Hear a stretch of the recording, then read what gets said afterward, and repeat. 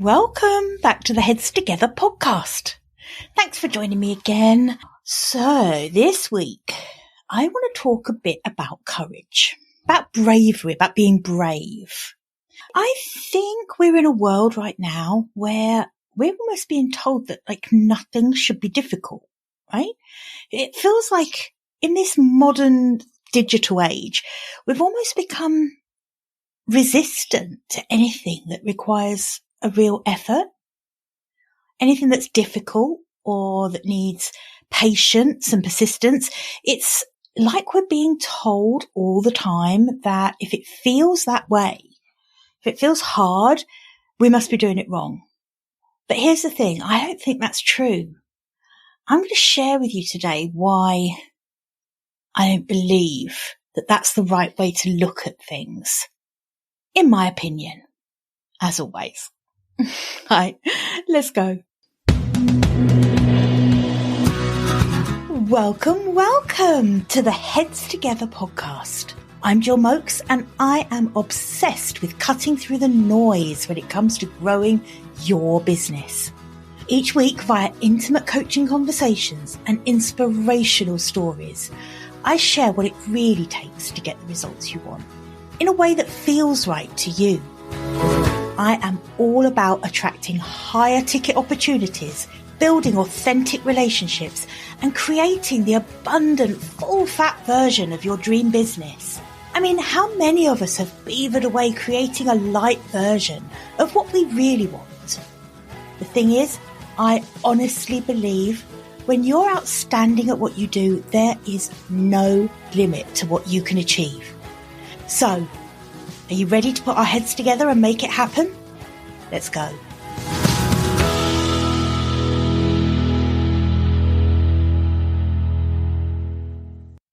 It feels like we're being encouraged to re-examine everything we're doing, everything that feels hard, because we're told that we shouldn't be finding things difficult, and that if we are, as we're growing our businesses, we must be doing something wrong because everything should feel like it's in flow. Everything should feel easy. Everything should come naturally, and if it doesn't, you must be doing it wrong. I really don't think that's true.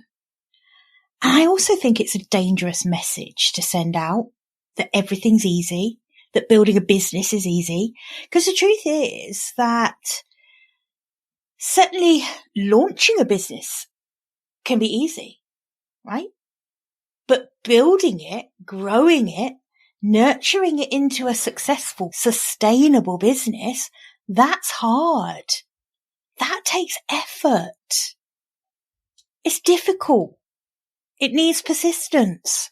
But we are bombarded with the media talking about quick fixes. There's a hack for everything. Overnight success, things being effortless, and the big one, passive income, right? Like you sit back and the money just rolls into your bank account. I just want us to stop for a minute and just think about when something isn't easy, it doesn't mean it's not doable or that it's impossible or that it should feel crazy hard. But it isn't effortless. Building a business isn't effortless. It isn't a case of simply closing your eyes and clicking your fingers to manifest a successful business. And if that doesn't happen for you, then you're on the wrong track. You need to try something different or pivot or just quit. Right?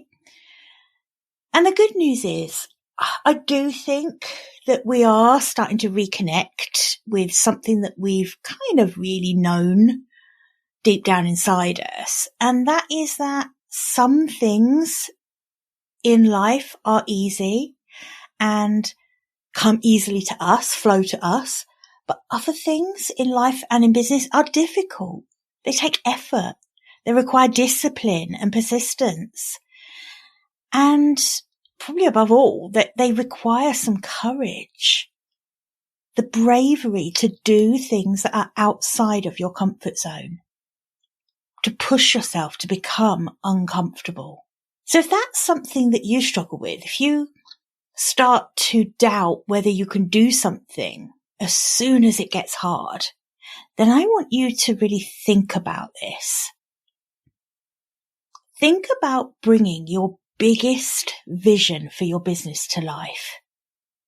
It is going to require courage. It's a non-negotiable. You're going to need to do things that really push you outside that comfort zone.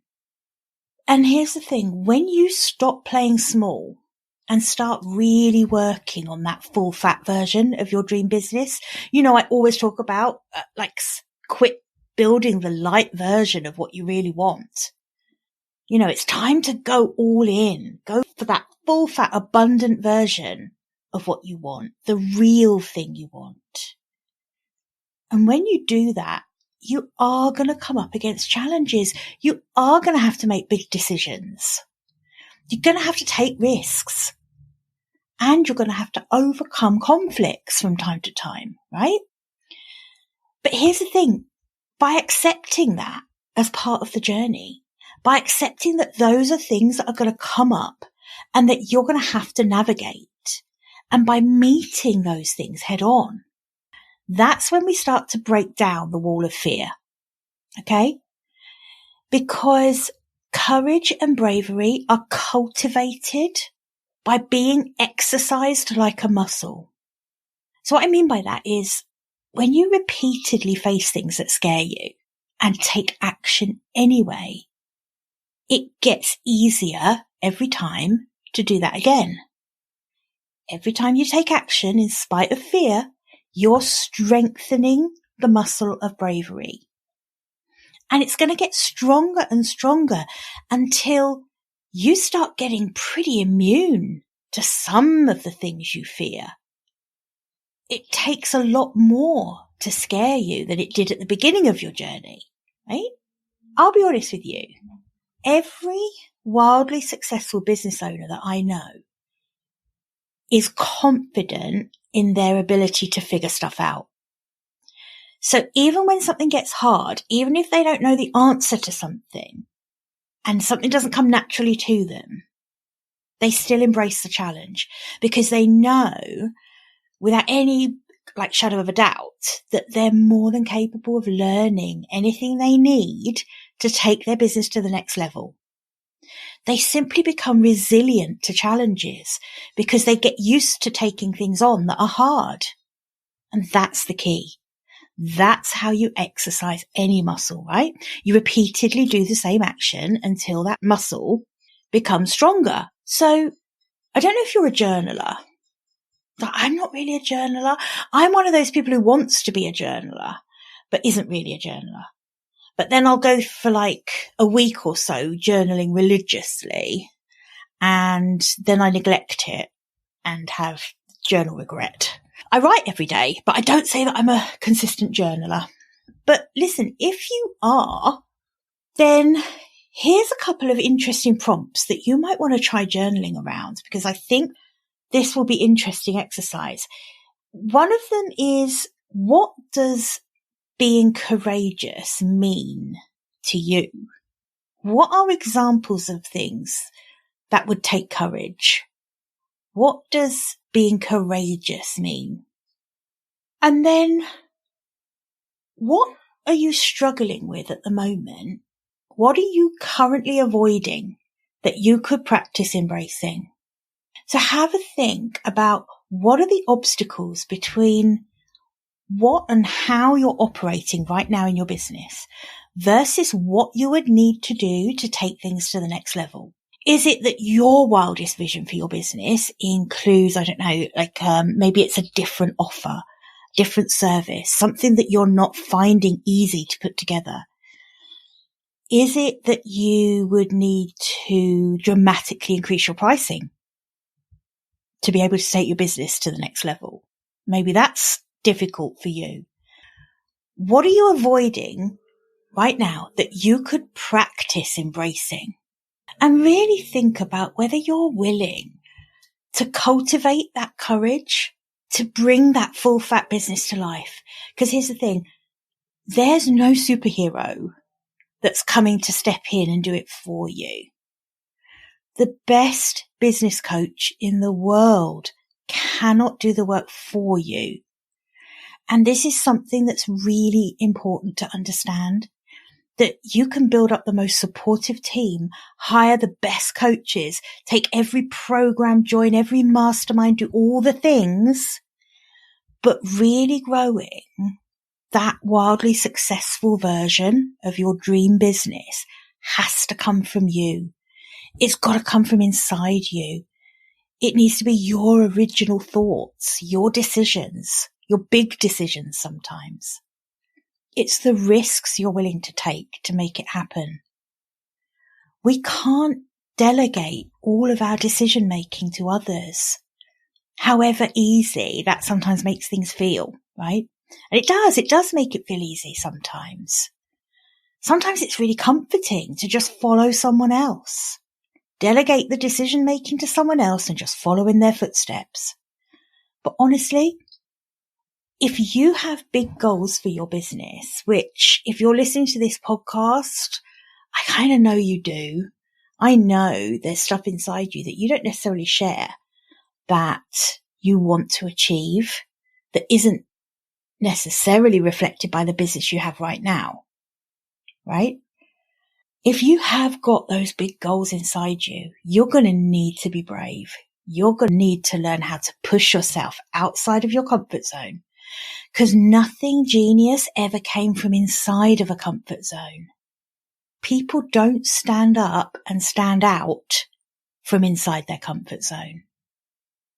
And here's the thing, standing up and standing out in the world we're living in right now, in particularly the online business arena, it's another non-negotiable. You need to stand up for something. You need to stand up and be opinionated about what you believe. You've got to have an opinion, got to have an identity, and you need to stand out. You need that opinion and that identity to be completely representative of who you are as the business owner. And if you want a business that's going to break through that deafening noise of the internet and make decisions to do things differently, to stand up and stand out, it takes courage. So have a think about the ways you could start exercising that bravery muscle. And like any exercise, start small. Start with something that you've been putting off. It's a great place to start. So 2 things I want you to do, especially if you are a journaler. These are going to be good things to journal around. If you're not, just write it on a post-it note or something. But one thing is, what struggle are you avoiding that you could practice embracing? And the second thing is, what big decision are you agonizing over that you could just complete? You could just make the decision. Big decisions actually can be a lot of smoke and mirrors. And what I mean by that is that we have a definite decision to make, but we massively overcomplicate the decision-making process so that we can procrastinate. Can you relate to that? I don't know if that strikes a chord. It's definitely what I used to do a lot. I'm way better at not doing this now, but there was a time when if I had a big decision to make, particularly in my business, something that felt difficult, something that was like, oh, should I or shouldn't I would long for that crystal ball that was going to tell me which was the right answer, which was the right path to take. And so I would procrastinate so that I didn't have to make that decision right away. And the way I would do that is that I would invent a ton of dependencies for that decision. So in other words, I would say things like, well, it's not worth me making that decision yet until I have XYZ in place. And these would quite often be things that were just totally unrelated, that weren't dependent or dependency at all for the decision that I was procrastinating on. So just keep an eye out for that. If there's a big decision that you're wrestling with, Are you procrastinating by inventing dependencies that really need to be resolved before you can possibly make the decision? Because the chances are that's just procrastination. And here's the thing. Doing the brave thing, being courageous, sometimes it's about taking action, even when you don't have that crystal ball that tells you which path to take, which one's going to represent the best outcome for you. That's what bravery is. And it's also like a massive part of growing a successful business. I want to share a quote with you actually, which I love. It's from Mark Twain. Courage is resistance to fear, mastery of fear, not absence of fear. Isn't that spot on? I really love that quote because the fear doesn't have to go away. You don't have to get to a place where you no longer fear something. Having courage to take action in spite of fear is where you need to get to. It's accepting that some things, when it comes to growing a business, some things are scary. Some things don't feel comfortable. But cultivating courage allows you to take action anyway. Putting that one foot in front of the other in the direction of that big goal. Okay? As I'm recording this, it's the middle of May. And I'm just starting out on my own journey to write my first book. So sharing that journey is taking courage for me. And sharing the journey is something that I've committed to do. I've started a video diary, which I'm going to make available to my inner circle. So that's everyone on my email list, the people I engage with the most regularly. So I'm at the book proposal stage at the moment. I'm going down the traditional publishing route for my book. And you know me, I'm all about radical transparency. So I'm like really excited to share this whole journey from beginning right through to the end in terms of getting this book into the world, birthing the book, as I keep calling it. But it's taking a lot of courage actually to share this. Because I'm scared. I'm scared of the book not being received in the way I'm hoping it will be. That's what I'm frightened of. And that is taking me outside of my comfort zone. As a business coach, I'm used to feeling really in control. And yeah, this is not my comfort zone, sharing about this. But I believe so wholeheartedly in transparency and in this level of sharing with the people in my inner circle that, yeah, I'm doing it. I'm going to be sharing every step of the journey, whether I'm laughing, crying, or doing a happy dance.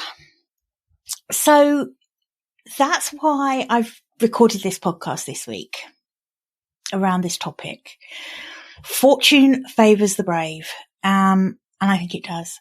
And I think that to get to where we really want to be, what we really genuinely want, not the sanitized light version that we sometimes say we want, when we go all in for that full fat version, it is scary. It takes courage, but you can do it.